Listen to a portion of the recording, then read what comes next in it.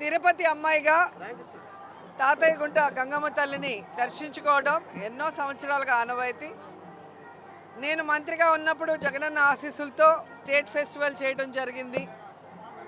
ఎంతోమంది కళాకారులతో అంగరంగ వైభవంగా చేయటం మీ అందరికీ కూడా తెలుసు. అలాగే ప్రతి సంవత్సరం కూడా అమ్మవారికి మేము సార తీసుకురావటం కూడా మీ అందరూ కూడా గమనించుంటారు. ఎందుకంటే గంగమ్మ తల్లి ఆశీస్సులు ఉంటే అందరం బాగుంటాం. అందుకే అమ్మ ఆశీస్సుల కోసం ఎవ్రీ ఇయర్ సారతో రావటం జరుగుతుంది. అలాగే ఈ సంవత్సరం కూడా అమ్మవారికి సారని ఇచ్చి అమ్మ ఆశీస్సులు తీసుకొని చాలా సంతోషంగా ఇంటికి వెళ్తున్నాను. సో నాకు తెలిసి తాతయ్య గుంట గంగమ్మ తల్లి టెంపుల్కి వచ్చిన మొదటి సీఎం జగన్మోహన్ రెడ్డి గారే అనుకుంటాను. అలాగే అందరూ కూడా వస్తే ఇంకా బాగుంటుంది. ఎందుకంటే గంగమ్మ తల్లి గొప్పదనం ఇప్పటికే అందరికీ తెలుసు, ఇంకా కూడా తెలిసే అవకాశం ఉంటుంది. అమ్మను దర్శించుకొని కొండకు వెళ్ళి స్వామిని దర్శించుకోవడం ఆనవాయితీ కాబట్టి అది కంటిన్యూ చేయాలని అందరినీ కోరుకుంటున్నాను. గుడి దగ్గరకు వచ్చి మాట్లాడారా సత్యప్రసాద్ గారు?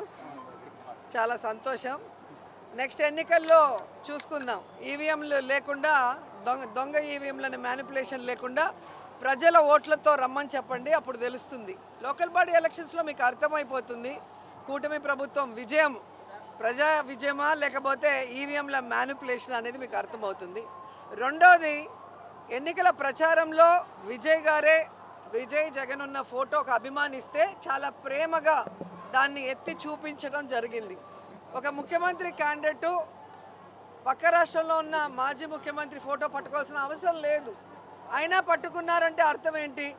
జగనన్న లాంటి నాయకత్వం నేను ఇస్తాను అని ఆయన చెప్పకనే చెప్పాడు. ఎందుకంటే విజయ్ గారి డ్రెస్సింగ్ చూస్తే జగనన్న గారి లాగే కాకి ప్యాంటు కాకి షర్ట్.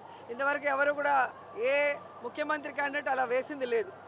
ప్రజలకి దగ్గరగా సాధారణ వ్యక్తిలాగా వాళ్ళు ఎప్పుడూ ఉంటారు. సో ప్రతిదీ కూడా మీరు చూస్తే మాట కానీ ప్రజలకు ఇచ్చిన వాగ్దానాలు కానీ మీటింగ్స్లో మాట్లాడే విధానం కానీ అన్నీ కూడా విజయ్ జగన్ గారిని ఫాలో అయ్యారనేది స్పష్టంగా తెలుస్తుంది. ఎప్పుడైతే విజయ్ ఆ ఫోటో చూపించాడో అప్పుడే ఆయన కూడా జగన్ గారిని గౌరవిస్తున్నారన్న సంగతి తెలుస్తుంది. సో అవన్నీ చూసిన ప్రజలు ఈరోజు విజయ్ని ముఖ్యమంత్రిగా కావాలని కోరుకున్నారు అంటే జగన్ గారిని కూడా వాళ్ళు ఆశీర్వదించినట్టే లెక్క. ఎందుకంటే దేశంలో ఏ రాష్ట్రంలో ఏ ముఖ్యమంత్రి కూడా 5 సంవత్సరాలలో తను ఇచ్చిన వాగ్దానాన్ని 99% పూర్తి చేసిన దాఖలాలు వేరే ఏ రాష్ట్రాల్లో లేదు. ఒక్క జగన్ గారే చేశారు. కోవిడ్ సమయంలో కూడా రాష్ట్రానికి ఇన్కమ్ లేకపోయినా కూడా అందరికీ జీతాలు సక్రమంగా ఇచ్చారు. ప్రజలందరికీ వైద్యాన్ని ఫ్రీగా అందించారు. అలాగే ప్రజల్ని కాపాడుకున్న విధానం కూడా అందరూ చూశారు. ఏదో మాట్లాడాలని సత్యప్రసాద్ మాట్లాడితే అది సరికాదు. గుడికి వస్తే దర్శనం చేసుకొని వెళ్ళు. ఏదో అబద్ధాలను ఇక్కడ చెప్తే ఎవడు నమ్మే పరిస్థితి లేదు.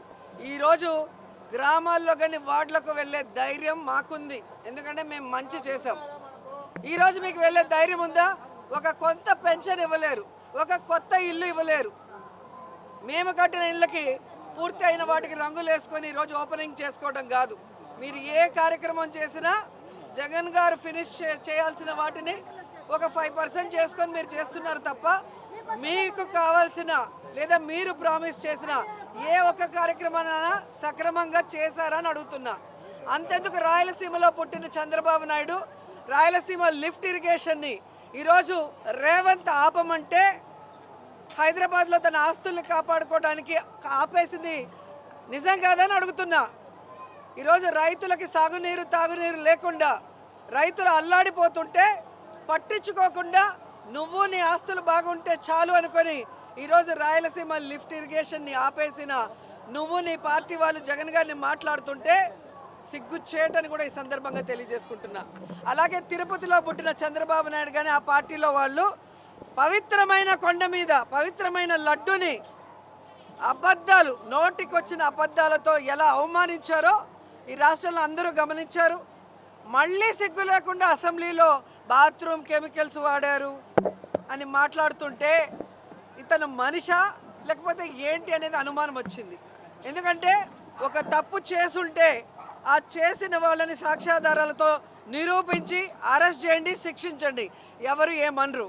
కానీ మీ మీటింగుల్లో ఒక లీకులు ఇవ్వటం, ఆ లీకుల ఆధారంగా అధికారం ఉంది ఇక్కడ ఢిల్లీలో అని చెప్పి మీ ఇష్టానికి వెంకటేశ్వర స్వామిని లడ్డూని అలాగే ఏ విషయాన్నైనా కూడా అబద్ధపు ప్రచారం చేసి అవమానించాలని చూసుకుంటే మాత్రం ఎవరు ఒప్పుకోమని కూడా ఈ సందర్భంగా తెలియజేస్తున్నాం. భగవంతుల్ని కాపాడాల్సిన, భగవంతుల మీద ఎవరైనా తప్పుడు ప్రచారం చేస్తే ఖండించాల్సిన బాధ్యత ఉన్న వాళ్ళు ఈరోజు వాళ్ళే అవమానకరంగా మాట్లాడుతుంటే చాలా బాధేస్తుంది. ఎందుకంటే వెంకటేశ్వర స్వామి మన జిల్లాలో ఉండటం మన అదృష్టం, మనమందరం గర్వపడాల్సిన విషయం. ప్రపంచంలో ఎవరైనా, ఏ మతం వాళ్ళైనా, ఏ కులం వాళ్ళైనా కూడా ఎంతో నమ్మకంతో వచ్చే తిరుమలకి ఈరోజు అపహాస్యం పాలు చేయాలనుకోవడం చాలా సిగ్గుచేటు. దాన్నైనా ఇప్పటి వరకు ఆపి దాని మీద ఉన్న చైర్మన్ ఎవరైతే అపవిత్రుడు ఉన్నాడో అతన్ని తొందరగా సస్పెండ్ చేసి దించితే బాగుంటుందని కూడా డిమాండ్ చేస్తున్నా. యాక్చువల్గా నాకు తెలిసినంత వరకు మెజారిటీ ఉన్న వాళ్ళు అడిగినప్పుడు యాక్చువల్గా అసెంబ్లీలో బల ప్రదర్శన నిరూపించుకోవాల్సిన బాధ్యత ఉంటుంది. అలా కాకుండా ముందే నాకు బల ప్రదర్శన చూపించండి తర్వాతే ఇస్తాము అనేది మరి ఎంతవరకు కరెక్ట్ అనేది నాకు కూడా ఐడియా లేదు. మరి దాన్ని వాళ్ళు పరిశీలిస్తే బెటర్ అనిపిస్తుంది.